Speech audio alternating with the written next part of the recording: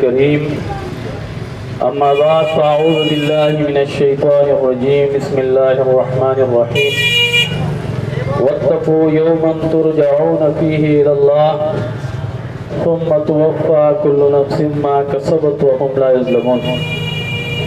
میرے محترم بزرگوں اور عزیز بھائیوں، السلام علیکم ورحمۃ اللہ وبرکاتہ. یہ چند ساتھی جو آپ کی خدمت میں حاضر ہوئے ہیں تبلیغی سلسلے میں، انشاءاللہ آج بعد صلاۃ عشاء ملکانی گاؤں میں درس قرآن و حدیث ہوگا. اسی سلسلے میں یہ ساتھی آئے ہیں. میرے محترم بزرگوں، یہ دنیا کی زندگی مختصر زندگی ہے. اللہ رب العزت کا ارشاد ہے کل نفس ذائقۃ الموت، ہر نفس کو ایک نہ ایک دن موت کا مزہ چکھنا ہے.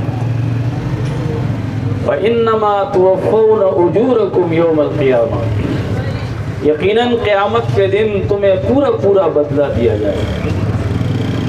وَمَنْ زُحْزِحَ عَنِ النَّارِ، بس جو جہنم کی آگ سے بچا لیا گیا، وَأُدْخِلَ الْجَنَّةَ، اور جنت میں داخل کر دیا گیا، فقط فاز، یہ شخص کامیاب ہے.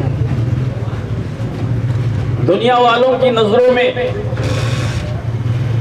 کامیابی اس بات کا نام ہے کہ کسی شخص کے پاس بہت مال اور دولت ہو، بینک بیلنس ہو، جائیداد ہو، عالیشان بنگلے ہو، اعلیٰ سے اعلیٰ گاڑیاں ہو. لوگ سمجھتے ہیں یہ شخص بڑا کامیاب. لیکن میرے محترم بھائیوں، اللہ کے نزدیک کامیابی کا معیار یہ نہیں ہے. جس طرح قرآن کی آیت میں نے آپ کے سامنے پڑھی کہ اللہ رب العزت نے ارشاد فرمایا وَمَنْ زُحْزِحَ عَنِ النَّارِ، جو جہنم کے آگ سے بچا لیا گیا، وَأُدْخِلَ الْجَنَّةَ، اور جنت میں داخل کر دیا گیا، فقط فاز، یہ شخص کامیاب ہے. میرے محترم بزرگوں، اگر ہم اور آپ جہنم کی آگ سے بچنا چاہتے ہیں، جنت میں داخل ہونا چاہتے ہیں، اس کا واحد حل یہ ہے کہ ایک اللہ کی ہم بندگی کریں. جس اللہ نے ہمیں پیدا کیا ہے، جس اللہ نے ہمیں رزق سے نوازا ہے، جو اللہ ہمارے موت اور زندگی پر قادر ہے، جو اللہ ہمیں مرنے کے بعد دوبارہ زندہ کرنے پر قادر ہے، اسی رب کی بندگی کرنے. اللہ رب العزت ہم سے اور آپ سے سوال پوچھتا ہے هل من شرکائکم، کیا تمہارے ان شرکاء میں سے جو تم نے دنیا میں بنائے ہیں کہ یہ داتا ہے، یہ دستگیر ہے، یہ مشکل کشا ہے، یہ غریب نواز ہے، یہ بکلی والا ہے، یہ جو ہے سیوڑ والا ہے، یہ ہم نے بنائے ہیں. اللہ رب العزت سوال پوچھتا ہے هل من شرکائکم من یفعل من ذلک من شیء، کیا تمہارے ان شرکاء میں سے کوئی ایک نام لے لو کہ جو یہ کام کر سکے، تمہیں رزق دے سکے، تمہیں موت دے سکے، مرنے کے بعد دوبارہ تمہیں زندہ کر سکے. اللہ رب العزت جواب دیتا ہے سبحانہ وتعالی عما یشرکون، واللہ پاک ہے، بلند و بالا ہے ان شرکیات سے جو تم کرتے ہو. یہ یاد رکھو اللہ رب العزت ہر گناہ معاف کر سکتا ہے، لیکن شرک ایسی گناہ ہے جس کے لیے قرآن میں اللہ رب العزت نے فرمایا ان اللہ لا یغفر ان یشرک بہ، یقیناً اللہ شرک معاف نہیں کرتا ہے، اپنے ساتھ شریک برداشت نہیں کرتا ہے. دنیا میں زمین اور آسمان گناہوں سے بھر دو، لیکن اگر اس میں شرک نہ ہو اللہ معاف کر دے.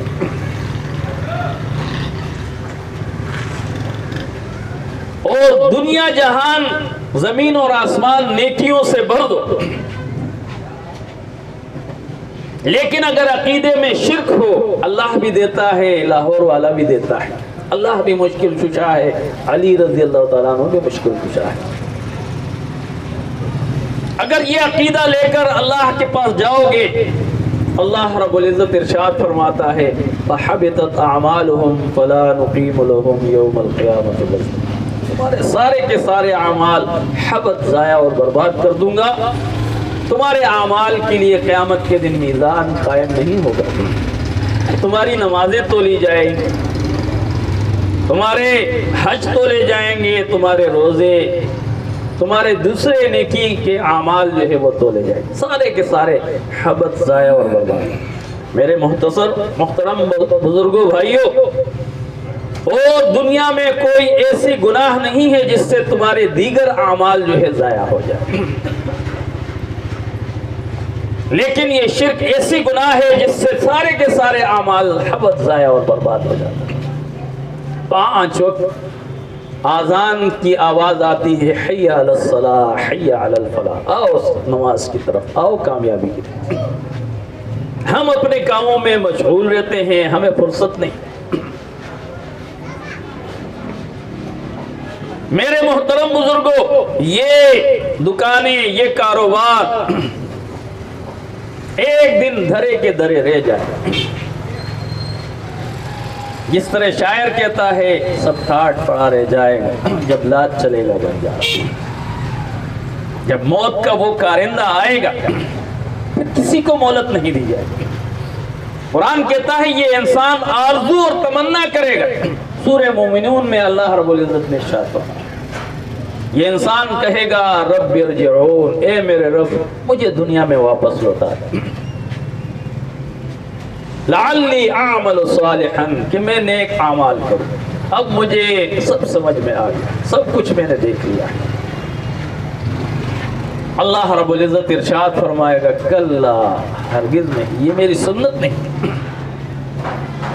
مرنے کے بعد دوبارہ تمہیں دنیا میں بھیج، بڑی لمبی عمر تمہیں دی، 70 سال، 100 سال، 80 سال تمہیں عمر۔ کذالک اتتک آیاتنا فنسیتها، میری آیات تمہارے سامنے بیان کی گئی، تم نے اس کو بھلا دیا۔ وکذالک اليوم تنسى، آج کے دن تمہیں بھی جہنم میں ڈال کر بھلا دیا گیا ہے۔ میرے محترم بزرگوں، کہیں ایسا نہ ہو کہ ان آیات کی مصداق ہم بن جائیں۔ ہم کلمہ گو ہیں، مسلمان ہیں، مسلمان کے گھر میں پیدا ہوئے،